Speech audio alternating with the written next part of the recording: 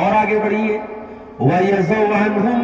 إِسْرَهُمْ وَالْأَغْلَالَ الَّتِي كَانَتْ عَلَيْهِمْ، اور میرے نبی نے ان بوجھوں کو، ان رسم و رواج کی ان زنجیروں کو تم سے ہٹا دیا جو تمہارے اوپر تھی۔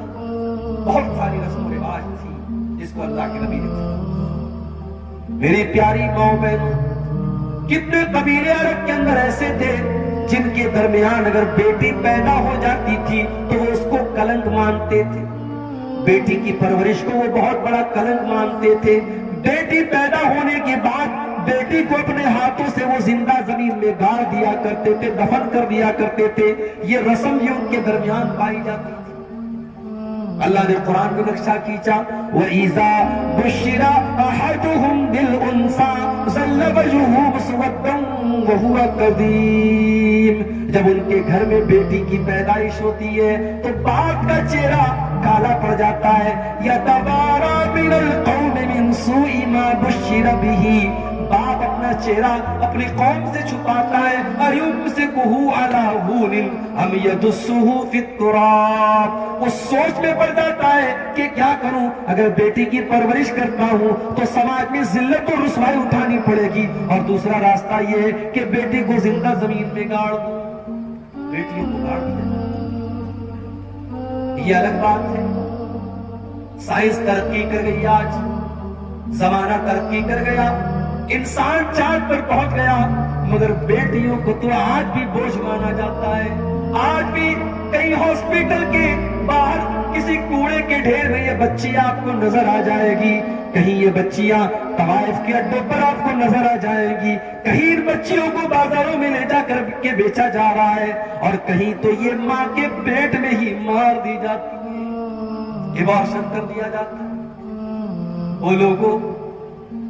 کبھی موقع ملے تو یوٹیوب کے اوپر ابارشن کا ویڈیو دیکھیں۔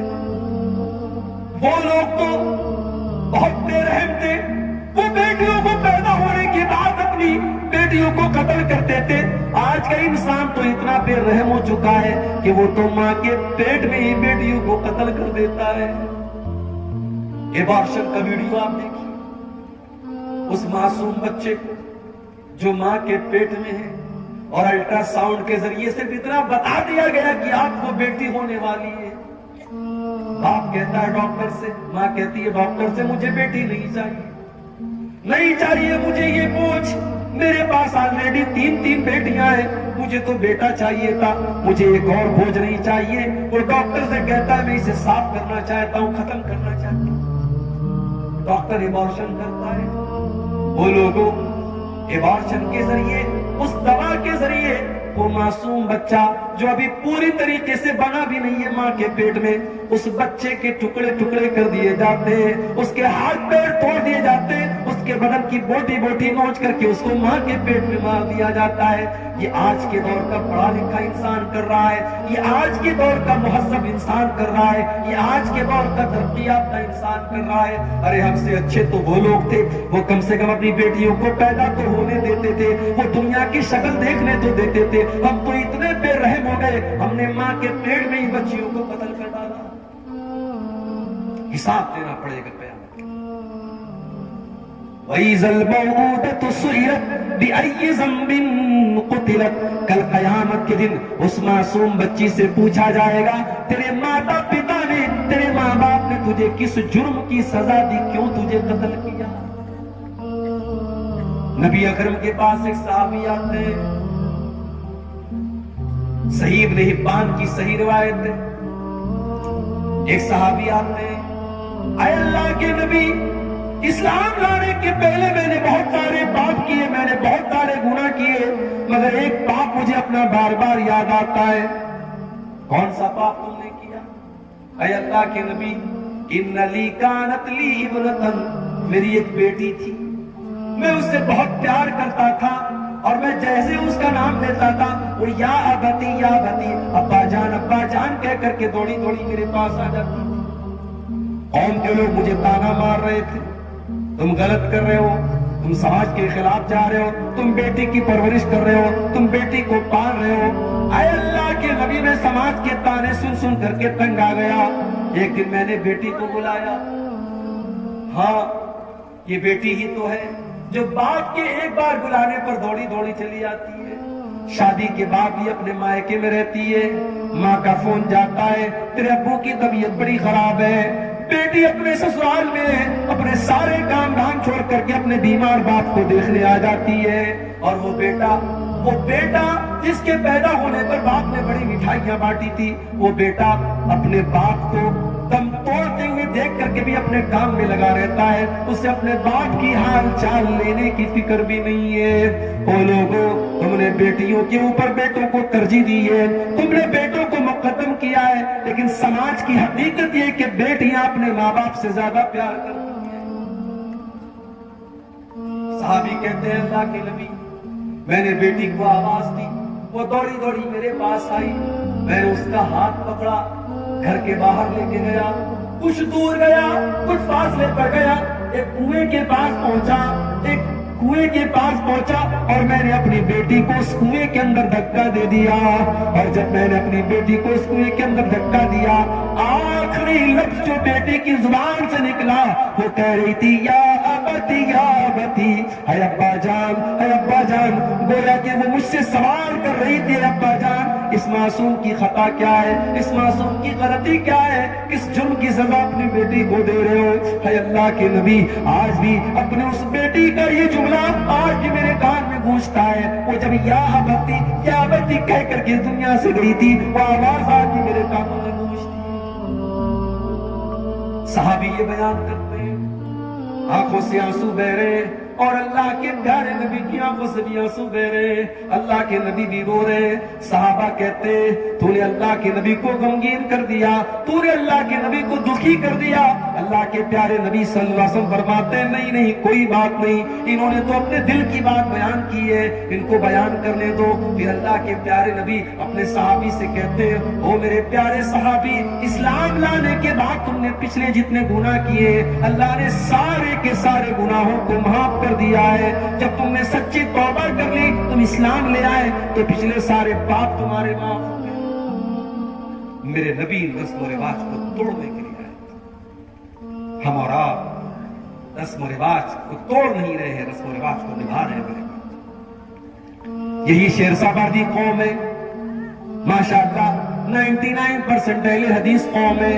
لیکن آج ہماری قوم کے اندر بھی جہیز کا لین دین ہوتا ہے کہ نہیں ہوتا ہے؟ ہماری قوم کے اندر بیٹیوں کا سودا ہوتا ہے کہ نہیں ہوتا ہے؟ کیوں میرے بھائیوں، کیوں آپ نے غریب باپ کی بیٹی کو بوجھ کیوں بنا دیا؟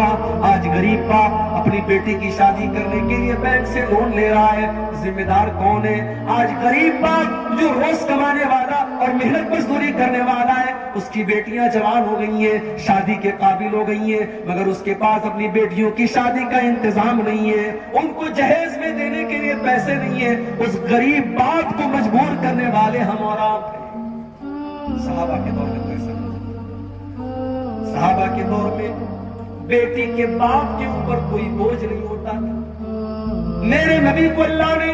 چار بیٹیاں دی، آپ نے زینب کی شادی ابو العاص سے کی، آپ نے رقیہ کی شادی عثمان غنی سے کی، رقیہ کے انتقال کے بعد ام کلثوم کا نکاح آپ نے عثمان غنی سے کیا، اور سب سے چھوٹی بیٹی حضرت فاطمہ کا نکاح آپ نے حضرت علی سے کیا۔ چار بیٹیاں تھی، چاروں بیٹی کا نکاح آپ نے سنت طریقے سے کیا، نہ کوئی بارات آئی، نہ کوئی جہیز دیا، نہ کوئی سامان کا لین دین ہوا، بس مہر طے ہوا اور آپ نے نکاح کر دیا۔ ہاں،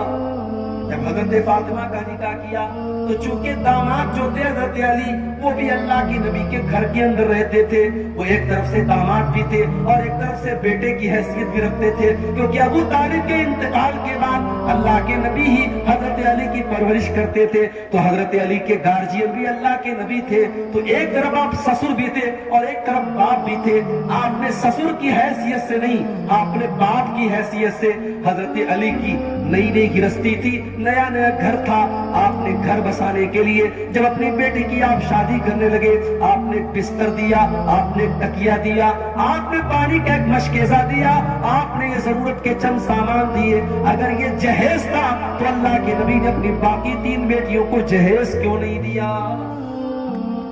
ہم رسم و رواج کو نبھا رہے ہیں، اور نتیجہ یہ ہے میرے بھائیوں کہ آج سماج کی نظر میں بیٹی بہت بڑا بوجھ بن چکی ہے، اور بیٹی کی پرورش اور بیٹی کی پیدائش پر اچھے اچھے لوگوں کی ماتھوں پر پیشانی پر پل بیٹیاں بوجھ نہیں ہیں۔ اگر یہ بیٹی بوجھ ہوتی تو اللہ کے نبی یہ نہ فرماتے من کان لہو ثلاث بنات، جس کی 3 بیٹیاں ہوں، جس کی 3 بہنیں ہوں، اور اپنی 3 بہنوں اور 3 بیٹیوں کے ساتھ وہ اچھا سلوک کرے، تو وہ بیٹیاں اور وہ بہنیں اپنے بھائی کو اور اپنے ماں باپ کو جہنم کی آگ سے بچائیں گی۔ اور ایک حدیث میں اللہ کے نبی نے فرمایا من آل جاریتین حتی تبلغا، جس نے 2 بیٹیوں کی پرورش کی، وہ بیٹیاں جوان ہو گئیں، ان کا نکاح کر دیا، ان کی ذمہ داریوں کو نبھا دیا، تو وہ بیٹیاں اپنے ماں باپ کے لیے کتنا بڑا کام کرے گی۔ اللہ کے نبی فرماتے ہیں وہ بیٹیوں کا باپ قیامت کے دن میرے ساتھ ایسے رہے گا جیسے یہ دونوں انگلیاں اپنے ایک دوسرے کے ساتھ لگی ہوئی ہیں، بیٹی کی پرورش کرنے والے نبی کے ساتھ۔ ہاں یہ الگ بات ہے اور یہ سچائی بھی ہے، بیٹوں کے مقابلے میں بیٹی کی پرورش مشکل کام ہے۔ بیٹا پالنا ہے، بیٹا جوان ہو گیا تو زیادہ سے زیادہ یہ خبر رکھنا ہے کہ بیٹا کسی غلط کام کی طرف تو نہیں جا رہا ہے، مگر بیٹی کی تو آبرو بھی بچا کر کے رکھنا ہے، بیٹی کی نظر بھی بچا کر کے رکھنا ہے، بیٹی کو غیر محرم کی نظر سے بھی بچانا ہے، اور بیٹی کی شرم و حیا کی بھی حفاظت کرنی ہے۔ بیٹی جوان جب تک نہیں ہو جاتی تب تک الگ فکر ہے، اور جوان ہو جاتی ہے تو الگ فکر ہے۔ اس لیے اللہ کے نبی نے فرمایا من ابتلی من هذه البنات شيئا كن له سترا من النار، جس کو اللہ تعالیٰ بیٹی دے کر کے آزماتا ہے اور اس امتحان میں وہ کھڑا اترتا ہے، اللہ تبارک و تعالیٰ اس بیٹی کے ماں باپ کو جہنم کی آگ سے بچائے گا۔ میرے بھائیوں، اللہ کے نبی رسم و رواج کی بیڑیوں سے